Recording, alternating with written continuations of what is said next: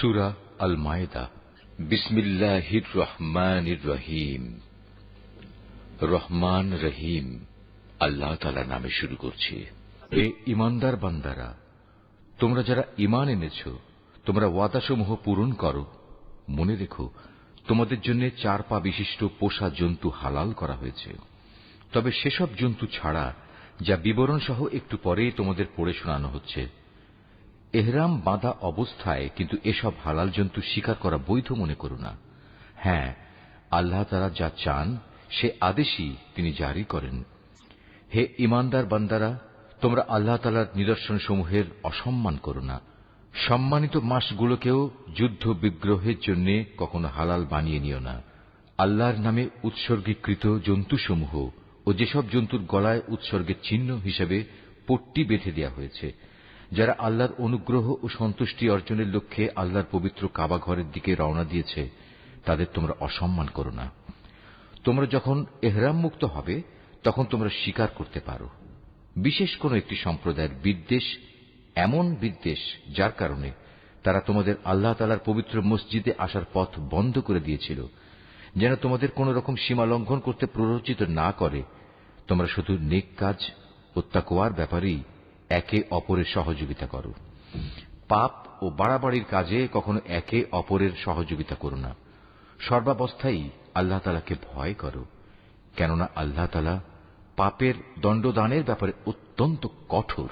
মৃত জন্তু, রক্ত, শুয়োরের গোশত ও যে জন্তু আল্লাহ তাআলা ছাড়া অন্য কারো নামে জবাই কিংবা উৎসর্গ করা হয়েছে তা সবই তোমাদের উপর হারাম করা হয়েছে। শ্বাসরুদ্ধ হয়ে মরা, আঘাত খেয়ে মরা, উপর থেকে পড়ে মরা, শিঙের আঘাতে মরা, হিংস্র জন্তুর খাওয়া জন্তুও তোমাদের জন্য হারাম।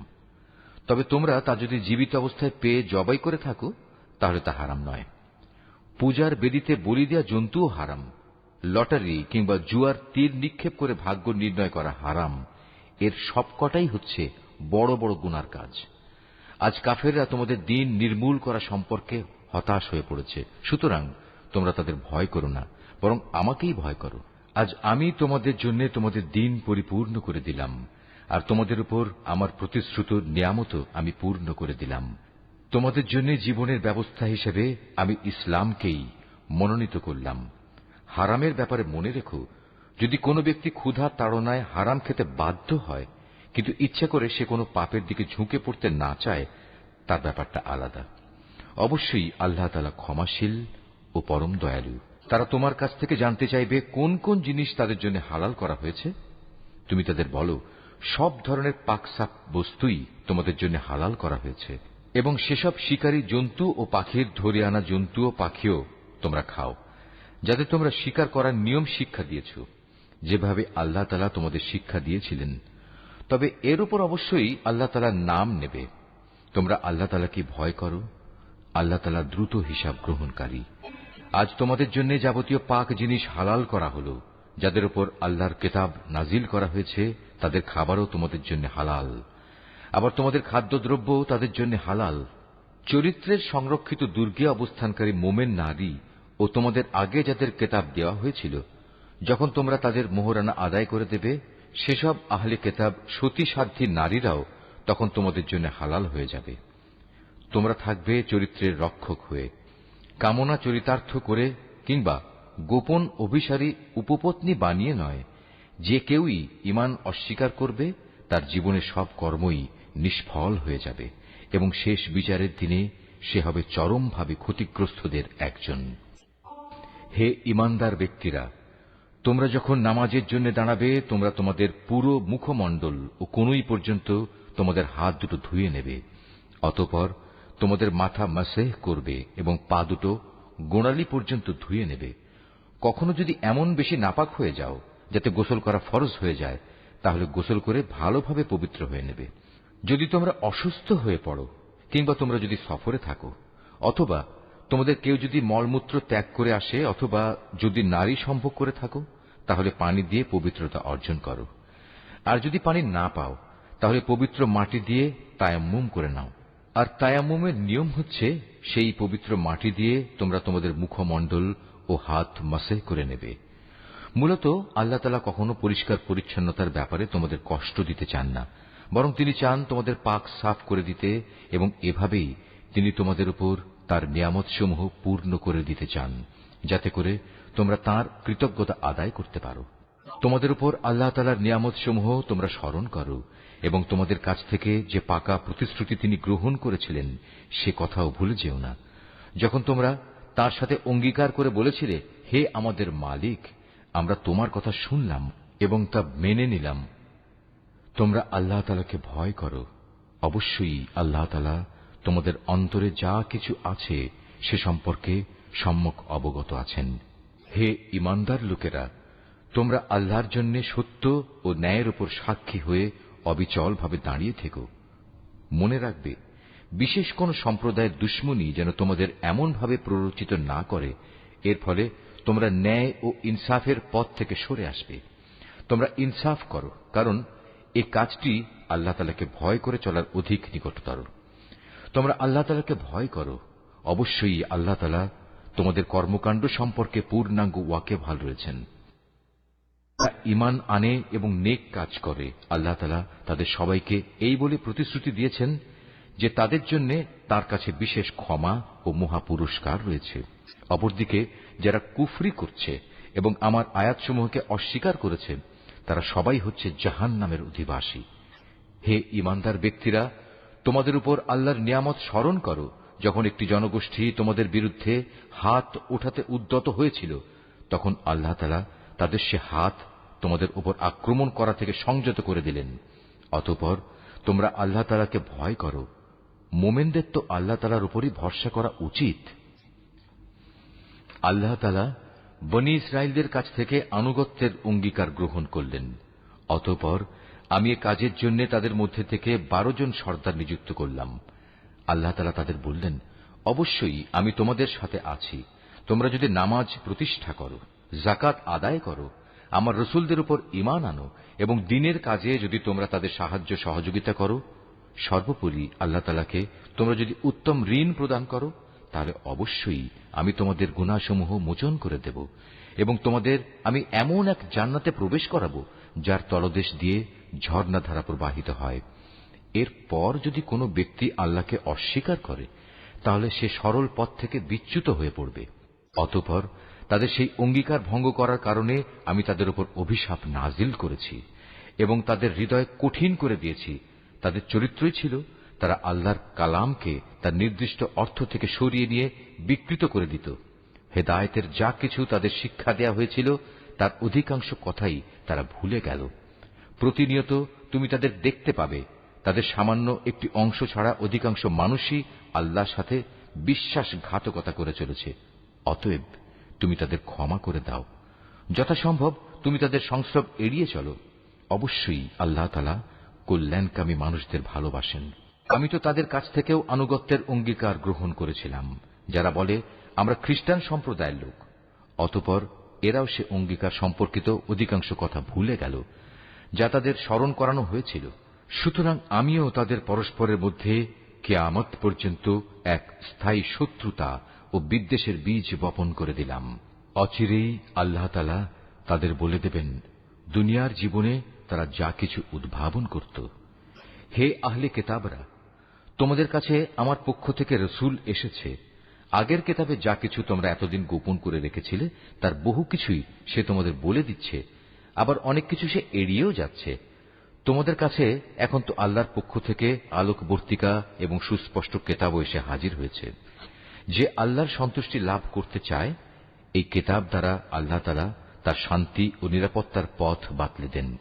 অতঃপর তিনি তাঁর অনুমতিক্রমে তাদের জাহেলিয়াতের অন্ধকার থেকে ঈমানের আলোতে বের করে আনেন, আর এভাবেই তাদের তিনি সঠিক পথে পরিচালিত করেন। নিশ্চয়ই তারা কুফরি করেছে যারা বলেছে মারিয়ামের পুত্র মসীহ আল্লাহ। হে মুহাম্মদ, তুমি তাদের বলো, আল্লাহ তাআলা যদি মারিয়াম পুত্র মসীহ, তার মা ও গোটা বিশ্ব চরাচরে যা কিছু আছে সবকিছু ধ্বংস করে দিতে চান, এমন কে আছে যে আল্লাহ তাআলার কাছ থেকে এদের রক্ষা করতে পারে? এই আকাশমালা, ভূমণ্ডল ও এর মধ্যবর্তী স্থানে যা কিছু আছে তার সার্বভৌমত্ব এককভাবে আল্লাহ তাআলার জন্যই নির্দিষ্ট। তিনি যা ইচ্ছা তাই সৃষ্টি করেন। আল্লাহ তাআলা সকল বিষয়ের উপর একক ক্ষমতাবান। ইহুদি ও খ্রিস্টানরা বলে, আমরা আল্লাহর সন্তান এবং তার প্রিয় পাত্র। তুমি তাদের বলো, তাহলে তিনি কেন তোমাদের গুনাহের জন্য তোমাদের দণ্ড প্রদান করবেন?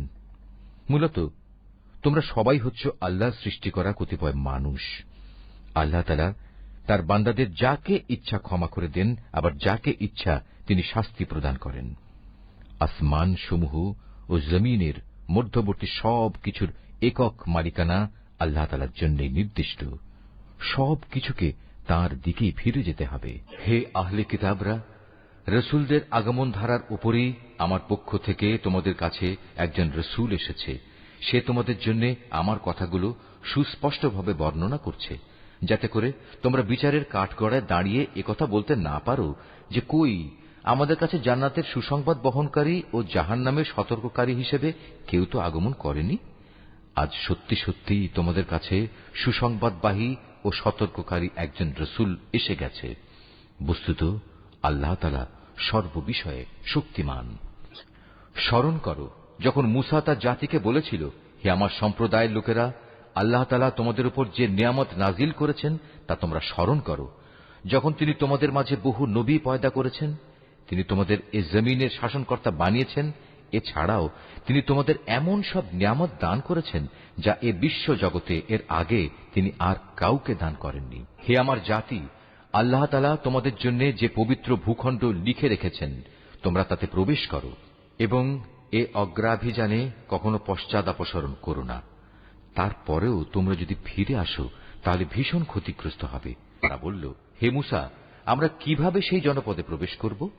সেখানে তো এক দুর্দণ্ড প্রতাপশালী সম্প্রদায় রয়েছে। তারা সেখান থেকে বেরিয়ে না এলে আমরা কিছুতেই সেখানে প্রবেশ করব না। তারা সেখান থেকে বেরিয়ে এলে আমরা অবশ্যই প্রবেশ করব। যারা আল্লাহ তাআলাকে ভয় করছিল তাদের এমন দুজন লোক, যাদের উপর আল্লাহ তাআলা অনুগ্রহ করেছিলেন, এগিয়ে এসে বলল, তোমরা সদর দরজা দিয়েই তাদের জনপদে প্রবেশ করো, আর একবার সেখানে প্রবেশ করলেই তোমরা বিজয়ী হবে। তোমরা যদি সত্যিকার অর্থে মোমেন হও তাহলে আল্লাহর উপরই ভরসা করো। তারা আরো বলল, হে মূসা, সেই শক্তিশালী লোকেরা যতক্ষণ পর্যন্ত সেখানে থাকবে ততক্ষণ আমরা কোনো অবস্থায় সেখানে প্রবেশ করব না। তুমি বরং যাও, তুমিও তোমার মালিক উভয় মিলে যুদ্ধ করো, আমরা এখানে বসে রইলাম। তাদের কথা শুনে মূসা বলল, হে আমার মালিক, তুমি তো জানো আমার নিজের এবং আমার ভাই ছাড়া আর কারো ওপর আমার আধিপত্য চলে না। অতএব আমাদের মাঝে ও এই নাফরমান লোকদের মাঝে তুমি মীমাংসা করে দাও। আল্লাহ তাআলা বললেন, হ্যাঁ, তাই হবে। আগামী 40 বছর পর্যন্ত সে জনপদ তাদের জন্য নিষিদ্ধ করে দেয়া হল। এ সময়ে তারা উদ্ভ্রান্ত হয়ে পৃথিবীতে এদিক সেদিক ঘুরে বেড়াবে। সুতরাং তুমি এই নাফরমান লোকদের উপর কখনো দুঃখ করো না। হে মুহাম্মদ, তুমি এদের কাছে আদমের 2 পুত্রের গল্পটি যথাযথভাবে শুনিয়ে দাও। গল্পটি ছিল, যখন তারা দুজনই আল্লাহর নামে কোরবানি পেশ করল, তখন তাদের মধ্যে একজনের কাছ থেকে কোরবানি কবুল করা হল, আরেকজনের কাছ থেকে তা কবুল করা হল না। যার কোরবানি কবুল করা হয়নি সে বলল, আমি অবশ্যই তোমাকে হত্যা করব। যার কোরবানি কবুল করা হল সে বলল, আল্লাহ তাআলা তো শুধু পরেজগার লোকদের কাছ থেকে কোরবানি কবুল করেন। হিংসার বশবর্তী হয়ে তুমি যদি আজ আমাকে হত্যা করার জন্য আমার দিকে তোমার হাত বাড়াও, তাহলে আমি কিন্তু তোমাকে হত্যা করার জন্য তোমার প্রতি আমার হাত বাড়িয়ে দেব না। কেননা আমি সৃষ্টিকুলের মালিককে ভয় করি। আমি বরং চাইব তুমি আমার গুনাহ ও তোমার গুনাহের বোঝা একাই তোমার মাথার উপর উঠিয়ে নাও এবং এভাবেই তুমি জাহান্নামের অধিবাসী হয়ে পড়ো। মূলত এ হচ্ছে জালেমদের যথার্থ কর্মফল। শেষ পর্যন্ত তার কুপ্রবৃত্তি তাকে নিজ ভাইয়ের হত্যার কাজে উস্কানি দিল। অতঃপর সে তাকে খুন করেই ফেলল এবং এ কাজের ফলে সে ক্ষতিগ্রস্তদের অন্তর্ভুক্ত হয়ে গেল। অতঃপর আল্লাহ তাআলা সেখানে একটি কাক পাঠালেন। কাকটি হত্যাকারীর সামনে এসে মাটি খুঁড়তে লাগল। উদ্দেশ্য তাকে দেখানো কিভাবে সে তার ভাইয়ের লাশ লুকিয়ে রাখবে। এটা দেখে সে নিজে নিজে বলতে লাগল, হায়, আমি তো এই কাকটির চাইতেও অক্ষম হয়ে পড়েছি। আমি তো আমার ভাইয়ের লাশটাও গোপন করতে পারলাম না। অতঃপর সে সত্যি সত্যিই নিজের কৃতকর্মের জন্য অনুতপ্ত হল। পরবর্তীকালে এ ঘটনার কারণেই আমি বনী ইসরায়েলদের জন্য এই বিধান জারি করলাম যে কোনো মানুষকে হত্যা করার কিংবা পৃথিবীতে ধ্বংসাত্মক কাজ করার শাস্তি বিধান ছাড়া অন্য কোনো কারণে কেউ যদি কাউকে হত্যা করে সে যেন গোটা মানব জাতিকেই হত্যা করল। আবার এমনিভাবে যদি কেউ একজনের প্রাণ রক্ষা করে তবে সে যেন গোটা মানব জাতিকেই বাঁচিয়ে দিল।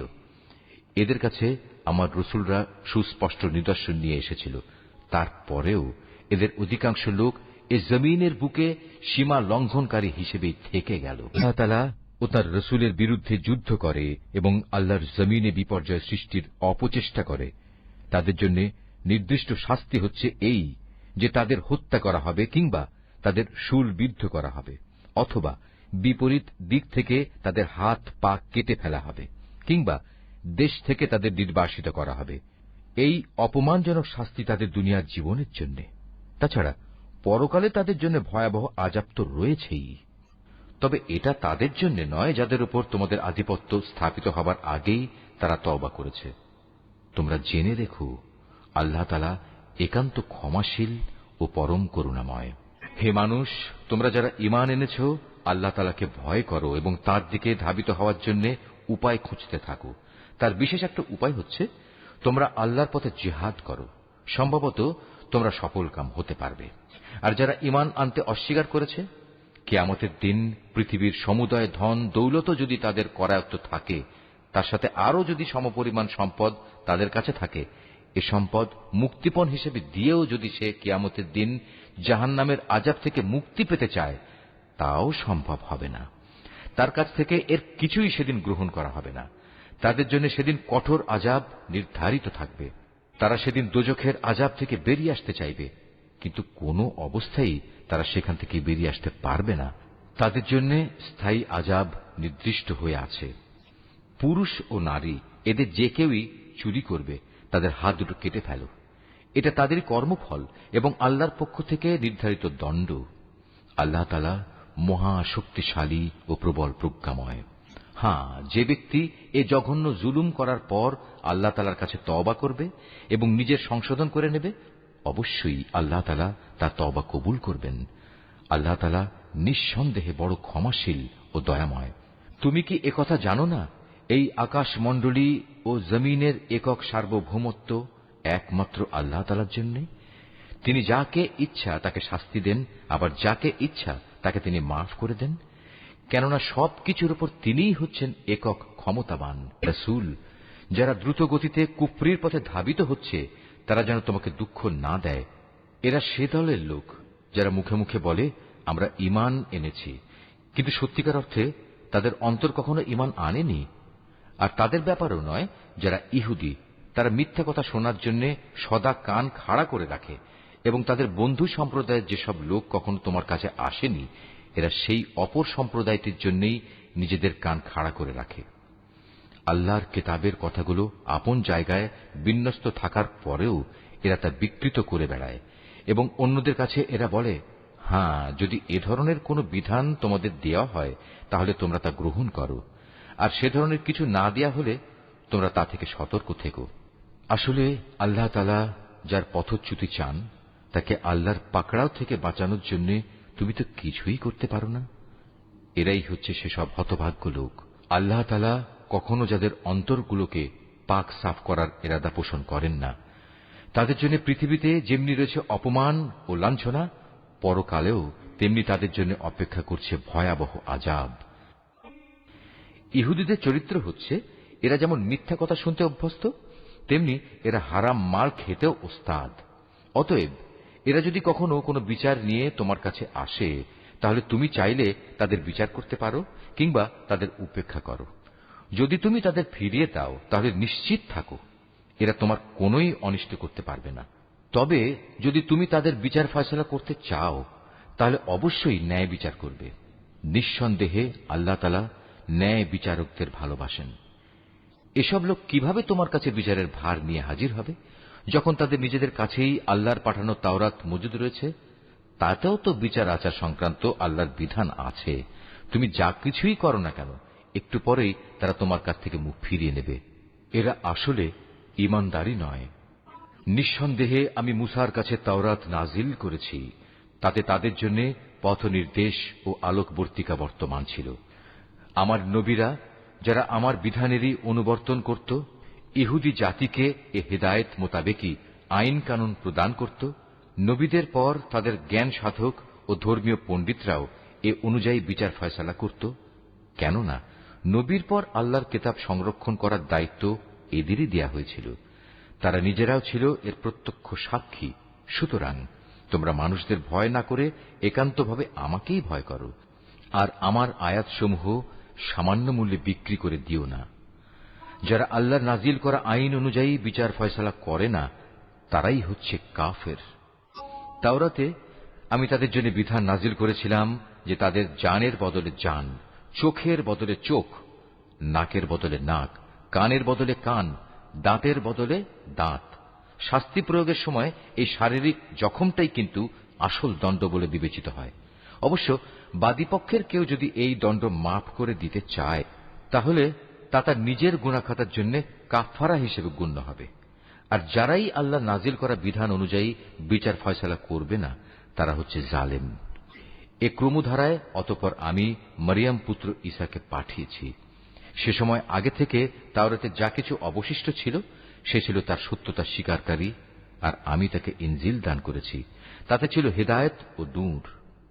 তখন তাওরাতে যা কিছু তার কাছে বর্তমান ছিল, ইনজিল কিতাব তার সত্যতা স্বীকার করেছে। তদুপরি তাতে আল্লাহভীরু লোকদের জন্য পথ নির্দেশ ও উপদেশ মজুদ ছিল। ইনজিলের অনুসারীদের উচিত এর ভেতর আল্লাহ তাআলা যা কিছু নাজিল করেছেন তার ভিত্তিতে বিচার ফয়সালা করা। কেননা যারাই আল্লাহর নাজিল করা আইনের ভিত্তিতে বিচার করবে না, তারাই ফাসেক। হে মুহাম্মদ, আমি তোমার প্রতি সত্য দ্বীন সহ এ কিতাব নাজিল করেছি। আগের কিতাবসমূহের যা কিছু অবিকৃত অবস্থায় তার সামনে মজুদ রয়েছে, এ কিতাব তার সত্যতা স্বীকার করে। শুধু তাই নয়, এ কিতাব সেসব বিধানের হেফাজতকারীও বটে। সুতরাং আল্লাহ তাআলা যেসব বিধি বিধান নাজিল করেছেন তার ভিত্তিতেই তুমি বিচার ফয়সালা করো। আর এ বিচারের সময় তোমার নিজের কাছে যা সত্য দ্বীন এসেছে তার থেকে সরে গিয়ে তাদের খেয়াল খুশির অনুসরণ করো না। আমি তোমাদের প্রতিটি সম্প্রদায়ের জন্য শরীয়ত ও কর্মপন্থা নির্ধারণ করে দিয়েছি। আল্লাহ তাআলা চাইলে তোমাদের সবাইকে একই উম্মত বানিয়ে দিতে পারতেন, বরং তিনি তোমাদের যা দিয়েছেন তার ভিত্তিতে তোমাদের যাচাই বাছাই করে নিতে চেয়েছেন। অতএব ভালো কাজে তোমরা সবাই প্রতিযোগিতা করো, কেননা আল্লাহ তাআলার দিকেই হবে তোমাদের সকলের প্রত্যাবর্তন স্থল। এখানে তোমরা যেসব বিষয় নিয়ে মতভেদ করতে, অতঃপর তিনি অবশ্যই তা তোমাদের স্পষ্ট করে বলে দেবেন। অতএব হে মুহাম্মদ, তোমার উপর আল্লাহ তাআলা যে আইন কানুন নাজিল করেছেন, তুমি তারই ভিত্তিতে এদের মাঝে বিচার ফয়সালা করো, এবং কখনো তাদের খেয়াল খুশির অনুসরণ করো না, এবং তাদের ষড়যন্ত্র থেকে সতর্ক থেকো। যা কিছু আল্লাহ তাআলা তোমার উপর নাজিল করেছেন তার কোনো কোনো বিষয়ে যেন তারা কখনো তোমাকে ফিতনায় না ফেলতে পারে। অতঃপর তোমার ফয়সালায় যদি এরা মুখ ফিরিয়ে নেয়, তাহলে জেনে রেখো আল্লাহ তাআলা তাদের নিজেদেরই কোনো গুনাহের জন্য তাদের কোন রকম মুসিবতে ফেলতে চান। কেননা মানুষের মাঝে অধিকাংশই হচ্ছে অবাধ্য। তবে কি তারা পুনরায় জাহেলিয়াতের বিচার ব্যবস্থা তালাশ করছে? অথচ যারা আল্লাহতে বিশ্বাস করে তাদের কাছে আল্লাহ তাআলার চাইতে উত্তম বিচারক আর কে হতে পারে? হে ঈমানদার লোকেরা, তোমরা কখনো ইহুদি খ্রিস্টানদের নিজেদের বন্ধু হিসেবে গ্রহণ করো না, কেননা এরা নিজেরা সব সময় একে অপরের বন্ধু। তোমাদের মধ্যে কেউ যদি কখনো এদের কাউকে বন্ধু বানিয়ে নেয়, তাহলে সে তাদেরই দলভুক্ত হয়ে যাবে। আর আল্লাহ তাআলা কখনো জালেম সম্প্রদায়কে হেদায়েত দান করেন না।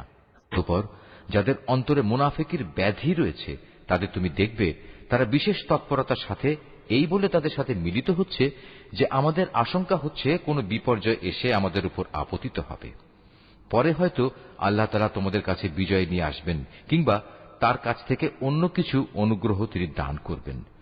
তখন তা দেখে এ লোকেরা নিজেদের মনের ভেতর যে কপটতা লুকিয়ে রেখেছিল তার জন্য ভীষণ অনুতপ্ত হবে। তখন ঈমানদার লোকেরা বলবে, এরাই কি ছিল সেসব মানুষ যারা আল্লাহ তাআলার নামে বড় বড় শপথ করত যে তারা অবশ্যই তোমাদের সঙ্গে আছে? এই আচরণের ফলে তাদের কার্যকলাপই বিনষ্ট হয়ে গেল। ফলে তারা ভীষণভাবে ক্ষতিগ্রস্ত হয়ে পড়ল। হে মানুষ, তোমরা যারা আল্লাহর উপর ঈমান এনেছ, তোমাদের মধ্যে কোন লোক যদি নিজের দিন ইসলাম থেকে মোরতাদ হয়ে ফিরে আসে তাতে আল্লাহ তাআলার কোনো ক্ষতি নেই। তবে আল্লাহ তাআলা অচিরেই এমন এক সম্প্রদায়ের উত্থান ঘটাবেন যাদের তিনি ভালোবাসবেন, তারাও তাকে ভালোবাসবে। তারা হবে মুমিনদের প্রতি কোমল ও কাফেরদের প্রতি কঠোর। তারা আল্লাহর পথে সংগ্রাম করবে, কোন নিন্দুকের নিন্দার পরোয়া তারা করবে না। মূলত এ হচ্ছে আল্লাহর একটি অনুগ্রহ, যাকে চান তাকেই তিনি তা দান করেন। আল্লাহ তাআলা প্রাচুর্যময় ও প্রজ্ঞার আধার। তোমাদের একমাত্র পৃষ্ঠপোষক হচ্ছেন আল্লাহ তাআলা, তার রাসূল এবং সেসব ঈমানদার লোকেরা যারা নামাজ প্রতিষ্ঠা করে, যাকাত আদায় করে, সর্বোপরি আল্লাহ তাআলার সামনে যারা সদা অবনমিত থাকে। আর যে ব্যক্তি আল্লাহ তাআলা, তার রাসূল ও ঈমানদারদের নিজের বন্ধুরূপে গ্রহণ করবে, তারা যেন জেনে রাখে কেবলমাত্র আল্লাহ তাআলার দলটিই বিজয়ী হবে। হে ঈমানদার লোকেরা, তোমাদের আগে যাদের আল্লাহ তাআলার কিতাব দেওয়া হয়েছিল তাদের মধ্যে যারা তোমাদের দিনকে বিদ্রূপ ও খেল তামাশার বস্তুতে পরিণত করে রেখেছে, তাদের এবং কাফেরদের কখনো তোমরা নিজেদের বন্ধু বানিও না।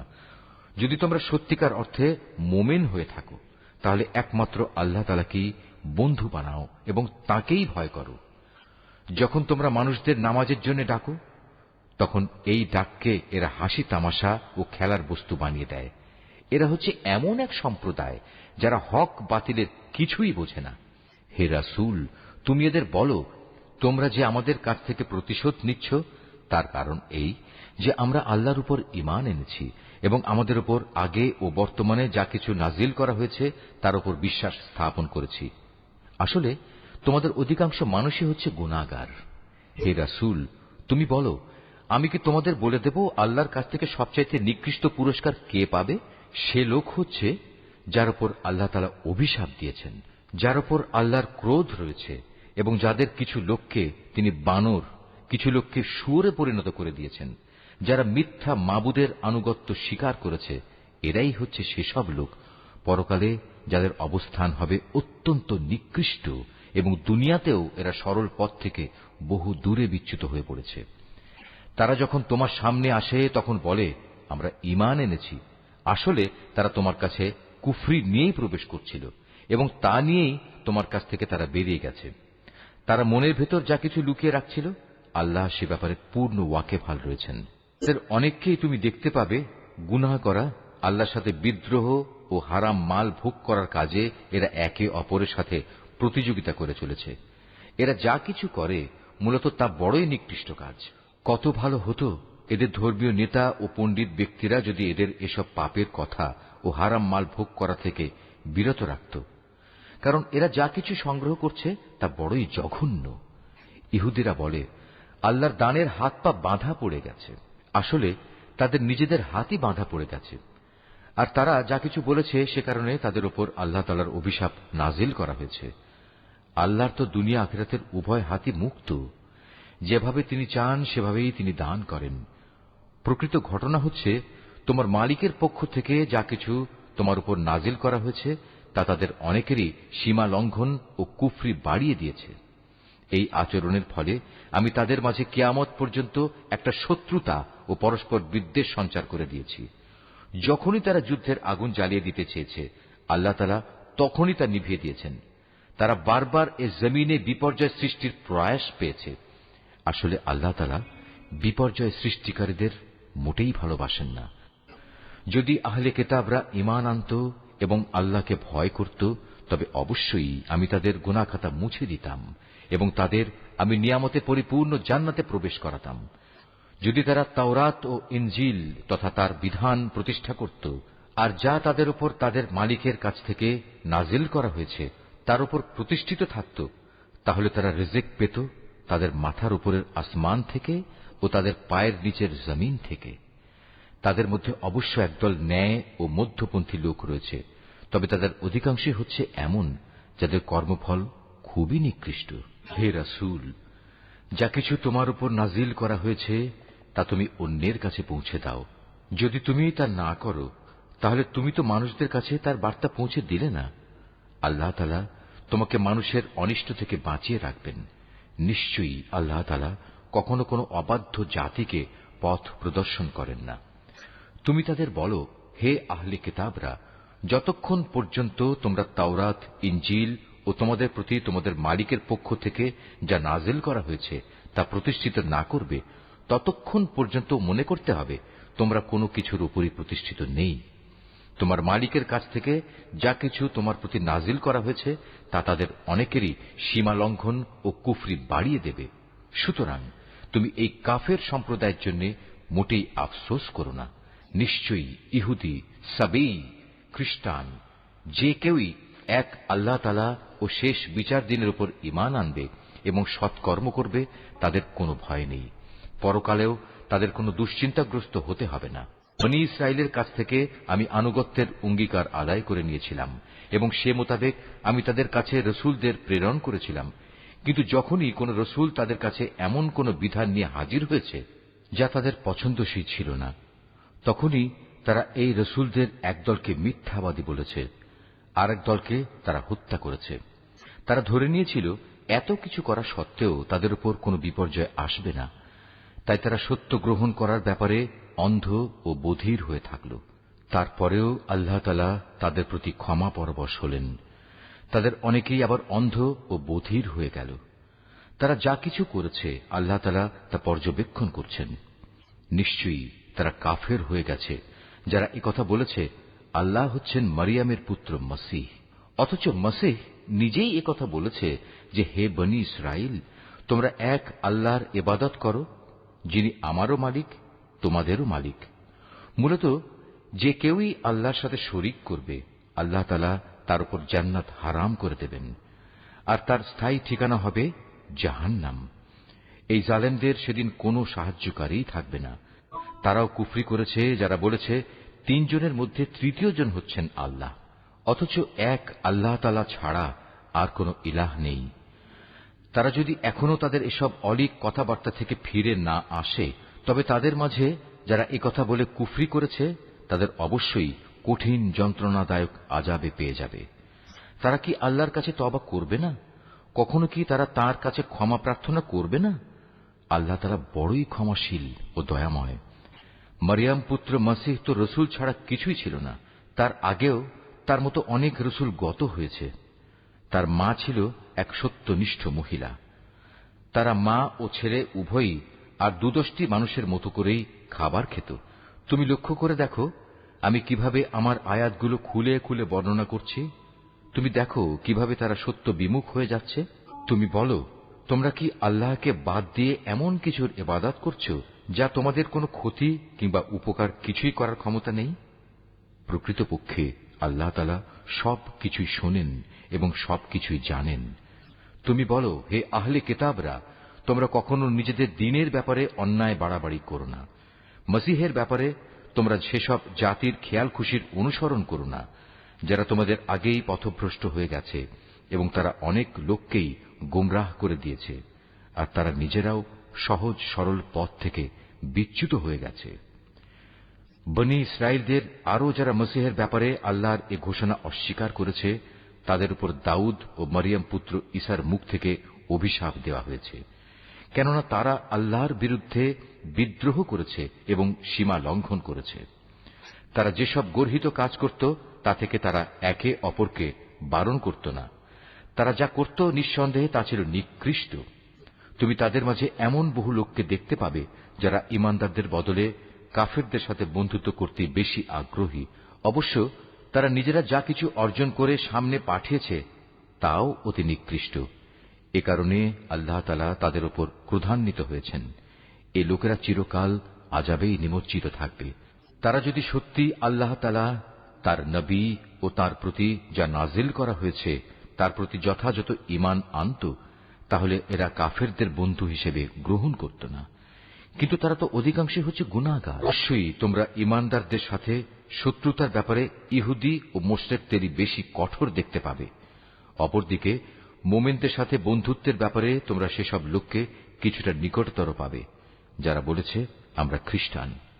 এটা এই কারণে যে তখনও তাদের মধ্যে ধর্মীয় পণ্ডিত ব্যক্তি ও সংসার বিরাগী ফকির দরবেশরা মজুদ ছিল, আর এ ব্যক্তিরা সাধারণত অহংকার করে না। রসুলের উপর যা কিছু নাজিল করা হয়েছে তা যখন এরা শোনে তখন সত্য চেনার কারণে তুমি এদের অনেকের চোখকেই দেখতে পাবে অশ্রু সজল। নিবেদিত হয়ে তারা বলে ওঠে, হে আমাদের মালিক, আমরা ঈমান এনেছি, তুমি আমাদের নাম সত্যের সাক্ষ্যদাতাদের দলে লিখে নাও। বিশেষ করে আমরা যখন এই প্রত্যাশা করি যে আমাদের মালিক আমাদের সৎ কর্মশীলদের দলভুক্ত করে দেবেন, তখন আল্লাহ তাআলা ও তার কাছ থেকে আমাদের কাছে যা কিছু সত্য এসেছে তার উপর আমরা ঈমান আনব না কেন? অতঃপর তাদের উক্তির কারণে আল্লাহ তাআলা সন্তুষ্ট হয়ে পরকালে তাদের এমন এক জান্নাত দান করবেন যার তলদেশ দিয়ে অমিয় ঝর্ণাধারা প্রবহমান থাকবে, সেখানে তারা হবে চিরস্থায়ী। আর এটা হচ্ছে নেককার লোকদের যথার্থ পুরস্কার। অপরদিকে যারা কুফরি করেছে এবং আমার আয়াতগুলো অস্বীকার করেছে, তাকে মিথ্যা প্রতিপন্ন করেছে, তারা সবাই হবে জাহান্নামের অধিবাসী। হে ঈমানদার ব্যক্তিরা, আল্লাহ তাআলা তোমাদের জন্য যে পবিত্র জিনিসগুলো হালাল করে দিয়েছেন, তোমরা সেগুলো নিজেদের জন্য হারাম করে নিও না, আর কখনো হারামের সীমা লঙ্ঘন করো না। অবশ্যই আল্লাহ তাআলা সীমা লঙ্ঘনকারীদের অপছন্দ করেন। আল্লাহ তাআলা তোমাদের যে হালাল ও পবিত্র রিজিক দান করেছেন, তোমরা তা খাও এবং এ ব্যাপারে সে আল্লাহ তাআলার সীমারেখাকে ভয় করো যার উপর তোমরা ঈমান এনেছ। আল্লাহ তাআলা তোমাদের অর্থহীন শপথের জন্য তোমাদের পাকড়াও করবেন না, কিন্তু যে শপথ তোমরা জেনে বুঝে করো তার ব্যাপারে আল্লাহ তাআলা অবশ্যই তোমাদের পাকড়াও করবেন। এবং তার কাফফারা হচ্ছে 10 জন গরিব মিসকিনকে মধ্যম মানের খাবার খাওয়ানো, যা তোমরা সচরাচর নিজেদের পরিবার পরিজনদের খাইয়ে থাকো, কিংবা 10 জন মিসকিনকে পোশাক দান করা, অথবা একজন ক্রীতদাস মুক্ত করে দেয়া। যে ব্যক্তি এর কোনোটাই পাবে না তার জন্য কাফফারা হচ্ছে 3 দিন রোজা রাখা। শপথ ভাঙলে তোমাদের শপথ ভাঙার এ হচ্ছে কাফফারা। অতএব তোমরা তোমাদের শপথসমূহ রক্ষা করো। আল্লাহ তাআলা এভাবেই তাঁর আয়াতসমূহ তোমাদের কাছে বিশদভাবে বর্ণনা করেন, যাতে করে তোমরা কৃতজ্ঞতা জ্ঞাপন করতে পারো। হে মানুষ, তোমরা যারা ঈমান এনেছ, তোমরা জেনে রেখো, মদ, জুয়া, পূজার বেদী ও ভাগ্য নির্ণায়ক স্বর হচ্ছে ঘৃণিত শয়তানের কাজ। অতএব তোমরা তা সম্পূর্ণরূপে বর্জন করো। শয়তান এই মদ ও জুয়ার দ্বারা তোমাদের মাঝে শত্রুতা ও বিদ্বেষ সৃষ্টি করে দিতে চায়, এবং এভাবে এ চক্করে ফেলে সে তোমাদের আল্লাহ তাআলা স্মরণ ও নামাজ থেকে দূরে সরিয়ে রাখবে। তোমরা কি এ কাজ থেকে ফিরে আসবে না? তোমরা সর্ববিষয়ে আল্লাহর আনুগত্য করো তার রসুলের। মদ ও জুয়ার ব্যাপারে সতর্ক থেকো। আর তোমরা যদি রসুলের নির্দেশনা থেকে মুখ ফিরিয়ে নাও, তাহলে জেনে রাখো, আমার রসুলের দায়িত্ব হচ্ছে সুস্পষ্টভাবে আমার কথাগুলো পৌঁছে দেয়া। যারা ঈমান এনেছে এবং নেক কাজ করেছে, এ নিষেধাজ্ঞা জারির আগে তারা যা কিছু খেয়েছে তার জন্য তাদের উপর কোনই গুনাহ নেই।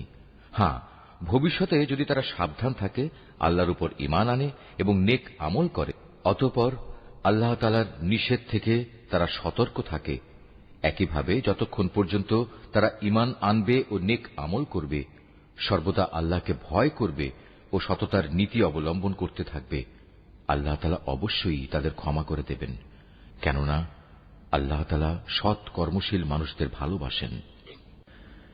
হে ঈমানদার লোকেরা, ইহরাম বাঁধা অবস্থায় আল্লাহ তাআলা অবশ্যই এমন কিছু শিকারের বস্তু দিয়ে তোমাদের পরীক্ষা নেবেন, যেগুলো তোমরা সহজেই নিজেদের হাত ও বর্শা দ্বারা ধরতে পারো। এর উদ্দেশ্য হচ্ছে যেন আল্লাহ তাআলা একথা ভালো করে জেনে নিতে পারেন যে কে তাকে না দেখে ভয় করে। সুতরাং এর পরেও যদি কেউ সীমা লঙ্ঘন করে, তার জন্য যন্ত্রণাদায়ক আযাব রয়েছে। হে ঈমানদার ব্যক্তিরা, ইহরাম বাঁধা অবস্থায় কখনো শিকার হত্যা করো না।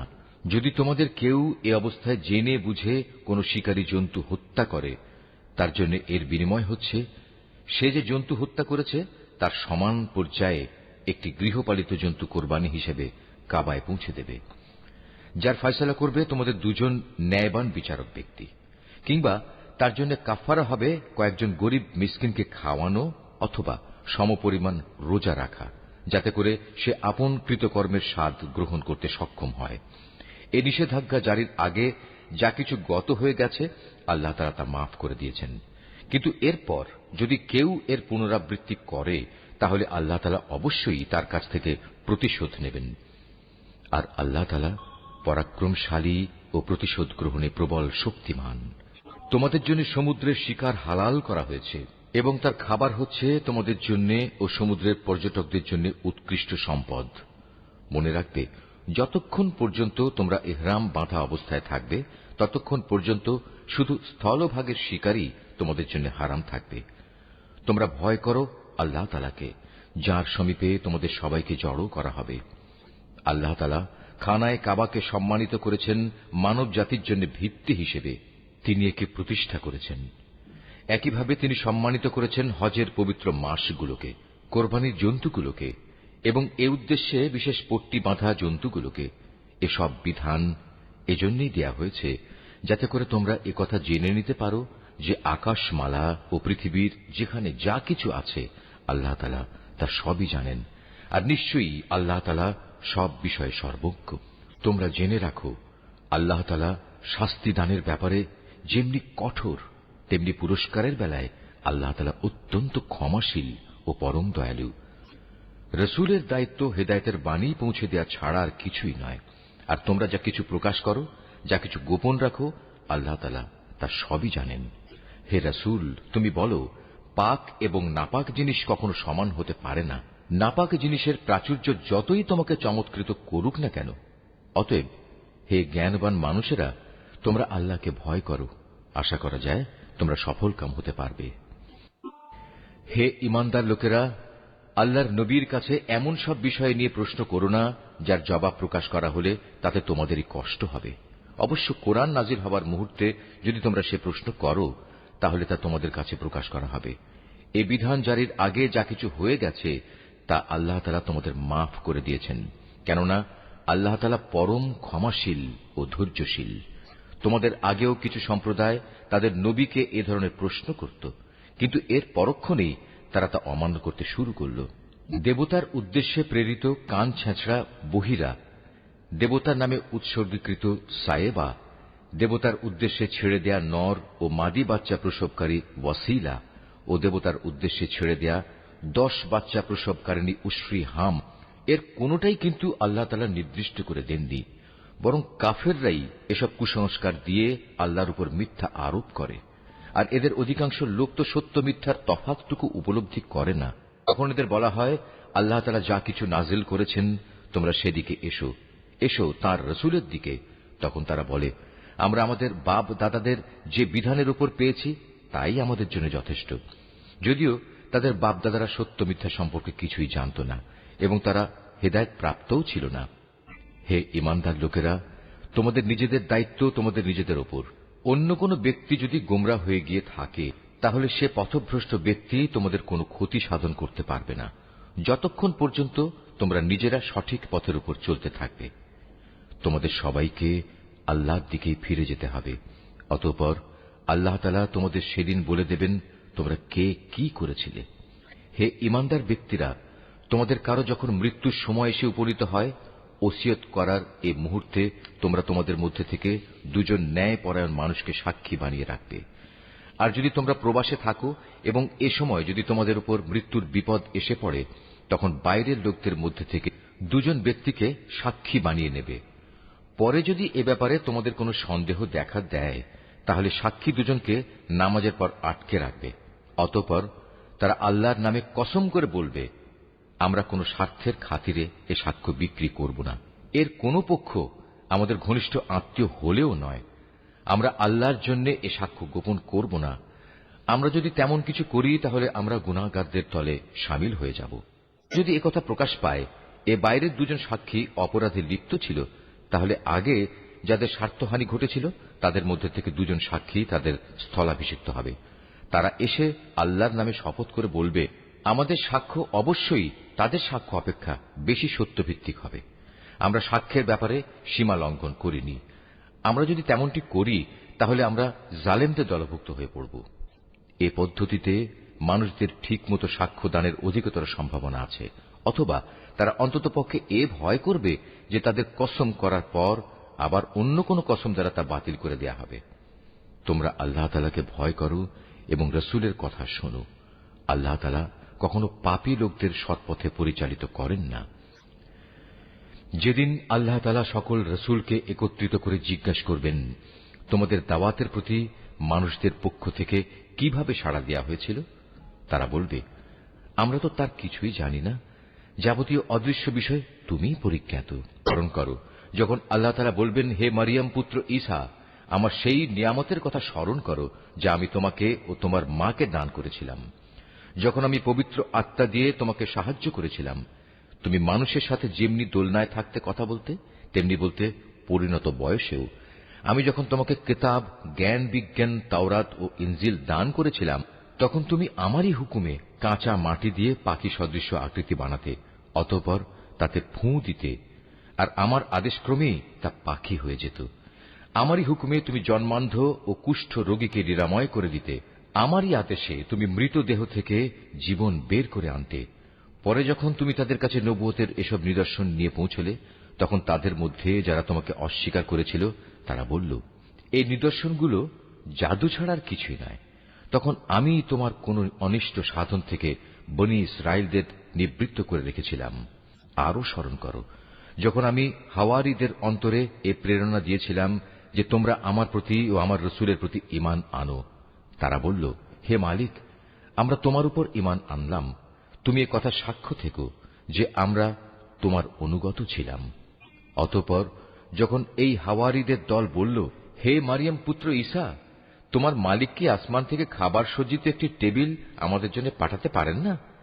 ঈসা জবাব দিল, সত্যি যদি তোমরা মোমেন হয়ে থাকো তাহলে কোনো অহেতুক দাবি পেশ করার ব্যাপারে তোমরা আল্লাহ তাআলাকে ভয় করো। বলল, আমরা শুধু এটুকুই চাই যে আল্লাহর পাঠানো সেই টেবিল থেকে কিছু খাবার খেতে, এতে আমাদের মন পরিতৃপ্ত হয়ে যাবে। তাছাড়া এতে করে আমরা এও জানতে পারব তুমি আমাদের কাছে সঠিক কথা বলেছ। আমরা নিজেরাই সত্যের পক্ষে সাক্ষী হয়ে থাকতে চাই। মারিয়াম পুত্র ঈসা আল্লাহর দরবারে বলল, হে আল্লাহ, হে আমাদের মালিক, তুমি আমাদের জন্য আসমান থেকে খাবার সজ্জিত একটি টেবিল পাঠাও। এ হবে আমাদের জন্য, আমাদের পূর্ববর্তী ও আমাদের পরবর্তীদের জন্য তোমার কাছ থেকে পাঠানো একটি আনন্দ উৎসব। সর্বোপরি এটা হবে তোমার কুদরতের নিদর্শন। তুমি আমাদের রিজিক দাও, কেননা তুমি হচ্ছ উত্তম রিজিক দাতা। আল্লাহ তাআলা বললেন, হ্যাঁ, আমি তোমাদের কাছে তা অচিরেই পাঠাচ্ছি। তবে এর পরেও যদি তোমাদের কেউ আমার ক্ষমতা অস্বীকার করে, তাহলে তাকে আমি এমন কঠিন শাস্তি দেব যা আমি সৃষ্টিকুলের কাউকেই আর দেব না। যখন আল্লাহ তাআলা বলবেন, হে মারিয়াম পুত্র ঈসা, তুমি কি কখনো তোমার লোকদের একথা বলেছিলে যে তোমরা আল্লাহকে বাদ দিয়ে আমাকে ও আমার মাকে ইলাহ বানিয়ে নাও? এ কথার উত্তরে সে বলবে, হে আল্লাহ, সমগ্র পবিত্রতা তোমার জন্যে। এমন কোন কথা আমার পক্ষে শোভা পেত না যে কথা বলার আমার কোনো অধিকারই ছিল না। যদি আমি তাদের এমন কোন কথা বলতামই, তাহলে তুমি তো অবশ্যই তা জানতে।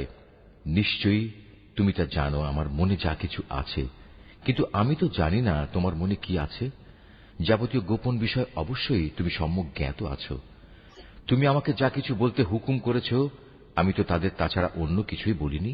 আর সে কথা ছিল, তোমরা শুধু আল্লাহ তাআলার ইবাদত করো, যিনি আমার মালিক, তোমাদেরও মালিক। আমি যতদিন তাদের মধ্যে ছিলাম ততদিন তো আমি নিজেই তাদের কার্যকলাপের সাক্ষী ছিলাম, কিন্তু যখন তুমি আমাকে তুলে নিলে তখন তুমিই ছিলে তাদের উপর একক নেগাহবান। যাবতীয় ক্রিয়াকর্মের তুমিই ছিলে একক খবরদার। আজ তাদের অপরাধের জন্য তুমি যদি তাদের শাস্তি দাও, দিতে পারো, কারণ তারা তো তোমারই বান্দা।